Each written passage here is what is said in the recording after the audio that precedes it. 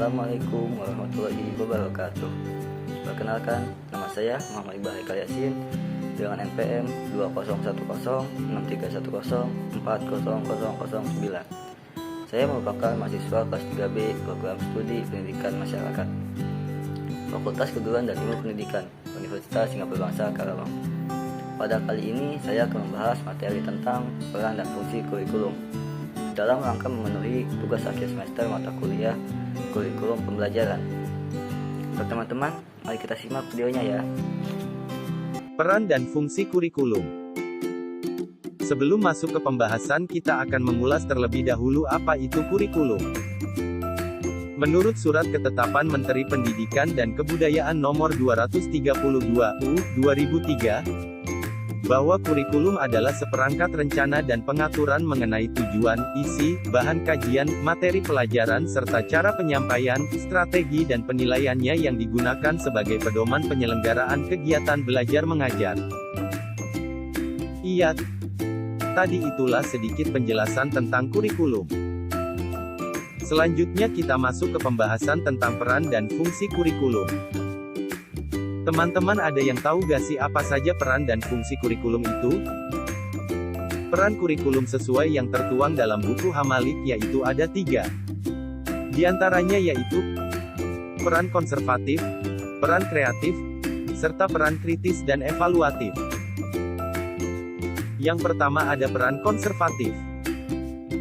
Pada peran konservatif menekankan bahwa kurikulum sebagai sarana untuk mentransmisikan nilai-nilai warisan budaya masa lalu yang dianggap masih relevan dengan masa kini kepada generasi muda. Dengan demikian, peran konservatif ini justru menempatkan kurikulum yang berorientasi pada masa lalu. Peran ini sifatnya sangat mendasar, disesuaikan dengan kenyataan bahwa pendidikan sebenarnya merupakan proses sosial. Karena salah satu tugas pendidikan adalah mempengaruhi dan membangun perilaku peserta didik sesuai dengan nilai-nilai sosial yang hidup di masyarakat. Yang kedua ada peran kreatif. Peran kreatif ini menekankan bahwa kurikulum harus mampu mengembangkan sesuatu yang baru sesuai dengan perkembangan yang terjadi dan kebutuhan-kebutuhan masyarakat pada masa sekarang dan masa mendatang. Kurikulum harus mengandung hal-hal yang dapat membantu setiap siswa mengembangkan semua potensi yang ada pada dirinya untuk memperoleh pengetahuan-pengetahuan baru, kemampuan-kemampuan baru, serta cara berpikir baru yang dibutuhkan dalam kehidupannya. Kemudian yang ketiga ada peran kritis dan evaluatif. Peran ini dilatar belakangi oleh adanya kenyataan bahwa nilai-nilai dan budaya yang hidup dalam masyarakat senantiasa mengalami perubahan, sehingga pewarisan nilai-nilai dan budaya masa lalu kepada siswa perlu disesuaikan dengan kondisi yang terjadi pada masa sekarang. Selain itu, perkembangan yang terjadi pada masa sekarang dan masa mendatang belum tentu sesuai dengan apa yang dibutuhkan. Itulah peran-peran kurikulum. Selanjutnya kita akan membahas terkait fungsi kurikulum. Fungsi kurikulum sendiri terbagi menjadi 5 bagian. Yang pertama bagi guru, yang kedua bagi pengawas, yang ketiga bagi orang tua, yang keempat bagi masyarakat, lalu yang kelima bagi siswa. Fungsi kurikulum bagi guru. Bagi guru, fungsi kurikulum yaitu berfungsi sebagai pedoman dalam melaksanakan proses pembelajaran guna mencapai tujuan pendidikan atau tujuan sekolah di mana guru tersebut mengajar. Kemudian fungsi kurikulum bagi pengawas. Bagi pengawas dan kepala sekolah, kurikulum berfungsi sebagai pedoman dalam melaksanakan supervisi atau pengawasan. Selain itu juga fungsi kurikulum yaitu sebagai patokan atau ukuran dalam menetapkan bagian mana yang memerlukan perbaikan dan penyempurnaan dalam usaha pelaksanaan fungsinya. Lalu fungsi kurikulum bagi orang tua. Bagi orang tua, fungsi kurikulum yaitu sebagai pedoman dalam membimbing anaknya belajar di rumah. Selain itu kurikulum juga berfungsi sebagai bahan patokan untuk mengajarkan pelajaran kepada anak di rumah.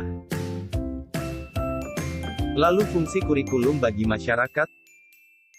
Bagi masyarakat sendiri fungsi kurikulum yaitu sebagai pedoman untuk memberikan bantuan bagi terselenggaranya proses pendidikan di sekolah. Terakhir yaitu fungsi kurikulum bagi siswa. Bagi siswa sebagai pembelajar ada 6 fungsi kurikulum sebagai berikut yang diantaranya yaitu: pertama ada fungsi penyesuaian, kedua fungsi integrasi, ketiga fungsi diferensiasi, keempat fungsi persiapan, kelima fungsi seleksi, dan yang keenam yaitu fungsi diagnostik. Fungsi kurikulum bagi siswa yang pertama yaitu fungsi penyesuaian. Fungsi penyesuaian ini berarti bahwa kurikulum sebagai alat pendidikan harus mampu mengarahkan peserta didik agar memiliki fitrah yang mampu menyesuaikan diri dengan lingkungan, baik lingkungan fisik maupun lingkungan sosial. Lingkungan itu sendiri terus berubah dan dinamis. Oleh karena itu, siswa juga harus memiliki kemampuan untuk beradaptasi dengan perubahan yang terjadi di lingkungannya. Yang kedua yaitu fungsi integrasi. Fungsi integrasi berarti bahwa kurikulum sebagai alat pendidikan harus mampu menghasilkan kepribadian yang utuh. Mahasiswa pada hakikat adalah anggota dan bagian integral dari masyarakat. Oleh karena itu, siswa harus memiliki kepribadian yang dibutuhkan untuk dapat hidup dan berintegrasi dengan masyarakatnya. Yang ketiga fungsi diferensiasi.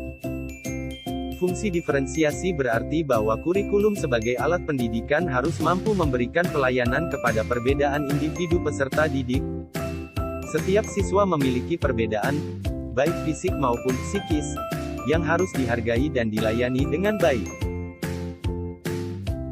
Yang keempat yaitu fungsi persiapan. Fungsi persiapan artinya kurikulum sebagai perangkat pendidikan harus mampu mempersiapkan peserta didik untuk melanjutkan studi ke jenjang pendidikan berikutnya. Selain itu, kurikulum juga diharapkan dapat mempersiapkan peserta didik untuk dapat hidup bermasyarakat jika karena suatu hal tidak dapat melanjutkan pendidikannya. Yang kelima fungsi seleksi. Fungsi seleksi artinya kurikulum sebagai alat pendidikan harus mampu memberikan kesempatan kepada peserta didik untuk memilih program pembelajaran yang sesuai dengan kemampuan dan minatnya. Fungsi seleksi ini erat kaitannya dengan fungsi diferensiasi, karena pengakuan terhadap perbedaan individu siswa juga berarti memberikan kesempatan kepada siswa untuk memilih apa yang sesuai dengan minat dan kemampuannya. Untuk mewujudkan kedua fungsi tersebut, kurikulum perlu disusun secara lebih luas dan fleksibel. Fungsi yang keenam yaitu fungsi diagnostik. Fungsi diagnostik artinya kurikulum sebagai alat pendidikan harus dapat membantu dan membimbing peserta didik agar mampu memahami dan menerima kelebihan atau potensi dan kelemahan yang dimilikinya. Jika siswa mampu memahami kelebihan dan kekurangan yang ada pada dirinya, maka diharapkan siswa dapat mengembangkan rasa potensi kekuatan yang dimilikinya atau memperbaiki kelemahannya. Sekian penjelasan tentang peran dan fungsi dari kurikulum. Terima kasih. Nah, itulah video cuplikan dari peran dan fungsi kurikulum. Semoga teman-teman dapat memahami materi apa yang saya sampaikan tadi ya. Kurang lebihnya mohon maaf. Wabillahi taufiq wal hidayah. Wassalamualaikum warahmatullahi wabarakatuh. Bye bye.